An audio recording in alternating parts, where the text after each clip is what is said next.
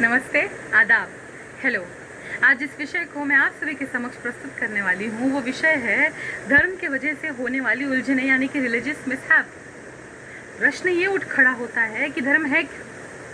धर्म तो वो है जो कर्म कैसे करने वाली है इसका दर्शन दिखाती है, यानी कि समाज में कर्म को सुचारू रूप से चलाने वाली प्रणाली धर्म है।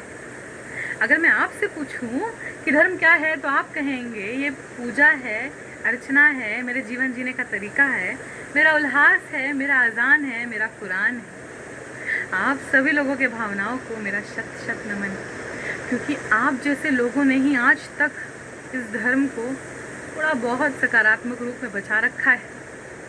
क्योंकि जब प्रश्न उठता है ना कि देश में जो इतना हाहाकार मचा हुआ है, इतने दंगे हो रहे हैं, इसका कारण क्या है, तो दुर्भाग्यवश इसका कारण भी धर्म निकल कर आता है। आप टीवी पर डिबेट्स देखिए, वाद विवाद देखिए, वहाँ पर मुद्दों की बात नहीं होती है, वहाँ पर बात होती है कि कौन हिंदू है, कौन मुसलमान है। अगर कोई प्रॉब्लम आई है, अगर कोई चुनौती आई है देश के समक्ष, तो यह बात होगी कि हिंदू को बचाया जाए, मुसलमान को बचाया जाए। अगर किसी एक्ट को पार्लियामेंट में पास करना है तो उसमें भी धर्म का कारण देना पड़ेगा। देश में राजनीति, जो गंदी राजनीति चल रही है, वो भी तो धर्म की चल रही है। अपने आप से पूछिए कि क्या ये सही है? जब देश आज़ाद हो रहा था 1947 में, तो अंग्रेजी में से किसी एक ने यह कहा था कि यह देश एक नहीं हो पाएगा, क्योंकि इसमें अलग अलग धर्म हैं, अलग अलग जाति पाति के लोग हैं, यह कभी एक साथ रह ही नहीं सकते। क्या हम उन्हें सही साबित कर रहे हैं? जी हाँ, हम उन्हें सही साबित कर रहे हैं। हम बता रहे हैं कि भारत जो अपने आप को धर्मनिरपेक्ष कहता है, वहाँ पे धर्मनिरपेक्षता नहीं है। हर किसी के मन में, हर किसी के लिए कोई ना कोई रार ठना हुआ है। हमने कभी यह सोचने का प्रयास किया है कि आखिरकार हमारे देश में धर्म की इतनी राजनीति होती क्यों है?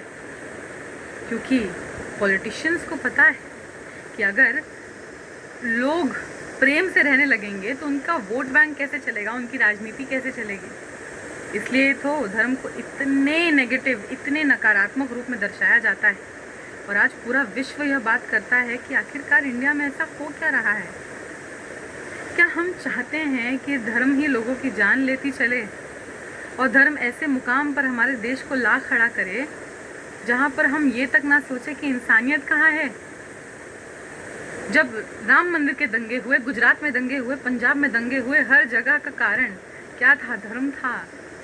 आज धर्म के नाम पर पूरे देश में, पूरे विश्व में इंसानियत हार रही है, इंसानियत कहीं ना कहीं खोते जा रही है। आज किसी बिल को लाना है तो एंटी प्रो सारे खड़े हो जाएंगे, ये नहीं सोचेंगे कि इसके पीछे का तर्क क्या है। तर्क सोचिए और फिर उतरिए मैदान में, फिर लड़ाई करिए, नहीं तो आपका अधिकार है। परंतु बेवजह के दंगे मत फैलाइए, बेवजह का नफरत मत फैलाइए देश में। भारत जैसे देश को एक रहने के लिए बहुत ज़्यादा प्यार की ज़रूरत है। अगर दो कपड़े के टुकड़ों को जोड़े रखना है तो प्रेम की सिलाई बुननी पड़ेगी। हमें यह सोचना चाहिए कि कर्म बड़ा है, ना कि धर्म बड़ा है। हम क्या कर्म करते हैं उस हिसाब से हम अपना जीवन जीते हैं। क्या आपके धर्म ने कभी आपको पैसा खिलाया? क्या आपके धर्म ने कभी आपको खाना खिलाया? इसका प्रश्न ना होगा, क्योंकि जैसा आप कर्म करेंगे आपके साथ वैसा ही होगा। परंतु यह सोचिए कि हम इस धर्म को कहीं ना कहीं वो दीमक बनाते जा रहे हैं जो इस देश को खा रहा है। हमें यह सोचना पड़ेगा कि मेरा देश आज कहीं ना कहीं बहुत ही गलत रास्ते पे चल पड़ा है और यह हमारे हाथ में है। हमें समझना है कि सबका मालिक एक है। कर्म बड़ा है, धर्म नहीं। धर्म से होने वाले दंगे, धर्म से होने वाले फसाद आप तक भी वो नकारात्मकता पहुंचाएंगे।